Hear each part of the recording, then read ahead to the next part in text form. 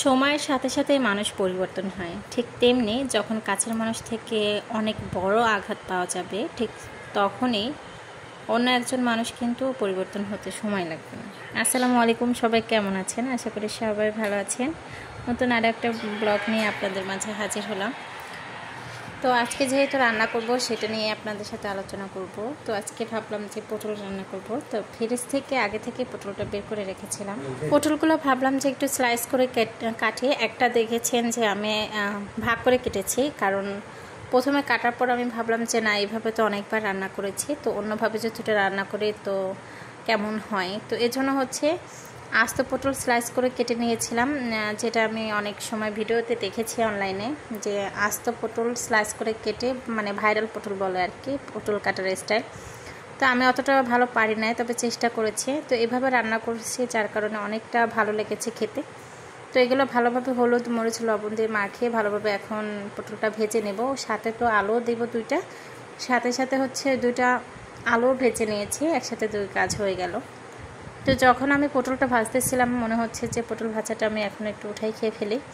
যাই হোক, পটলটা ভাজা হয়ে যাচ্ছে প্রায়। এখন যেহেতু রান্না করব তার আগে হচ্ছে রসুন আর হচ্ছে জিরাটা বেটে নিয়েছিলাম। বাটা যে কোনো মশলা দিয়ে তরকারি রান্না করলে কিন্তু অনেক মজা লাগে।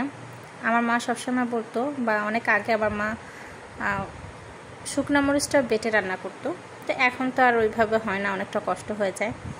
যাই হোক, আমার মনে হয় বাটা সব মশলা দিয়ে রান্না করলে তরকারিটা বেটার মনে হয়, মানে স্বাদ বেশি আসে।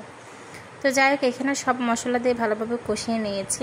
কষানোর পর ভেজে রাখা পটল আর আলু দিয়ে নিয়েছি। এখন ভালোভাবে কষিয়ে নেব। যে কোনো তরকারি ভালোভাবে কষিয়ে নিলে সেই তরকারির স্বাদটা মনে হয় দ্বিগুণ বেড়ে যায়। আমার মতে হচ্ছে, আমার মতটা মনে হয় সবারই একই মত, যে যে কোনো তরকারি ভালোভাবে কষানো হইলে সেই তরকারির স্বাদটা অনেক বেশি বেড়ে যায়। যাই হোক, ভালোভাবে কষানোর পর এখন পরিমাণ মতো পানি দিয়েছি। অতটা বেশি পানি দেওয়া লাগবে না, কারণ যখন আমি পটলটা ভেজেছি তখনই অর্ধেক সিদ্ধ হয়ে গিয়েছে। আর যেহেতু একদম মাখা মাখা রাখবো, বেশি ঝোল রাখবো না, এটাই ভেবেছি যে একদম মাখা মাখা রাখবো, একটু ঝোল রাখবো না। এর জন্য অল্প পানি দিয়েছি, যাতে আলুটা সিদ্ধ হয়ে যায়। যতটুকু কাঁচা আছে ততটুকু সিদ্ধ হয়ে যাবে। যাই হোক, এই প্রায় কিন্তু হচ্ছে আমার পটল রান্নাটা প্রায় হয়ে গেছে। আর এটা কিন্তু খেতে অনেক দারুণ লেগেছে, যেহেতু দুপুরের ভাতটা গরমই থাকে, আর গরম হোক ঠান্ডা হোক পটলটা রান্না কিন্তু বেশ হয়েছে।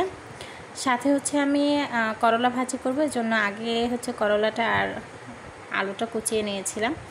অনেকে হয়তো করলা ভাজি খেতে চায় না, তিতা লাগে, তো আমি এভাবে রান্না করলে তিতা লাগে না। আর তিতা লাগলেও সেটা শরীরের জন্য খুবই ভালো, উপকারী। তো এই জন্য মনে হয় আপনাদের তিতা জিনিসটা খাওয়াটা খুবই দরকার। যাই হোক, আমি এভাবে রান্না করি বিধে অতটা বেশি তিতা লাগে না। গরম ভাতের সাথে কিন্তু করলা ভাজিটা অনেকটা যায়, ভালোই লাগে। তো আজকের রান্নাটা এই পর্যন্ত। সবাই ভালো থাকবেন, সুস্থ থাকবেন। কেমন হয়েছে কমেন্ট করে জানাবেন। আল্লাহ হাফেজ।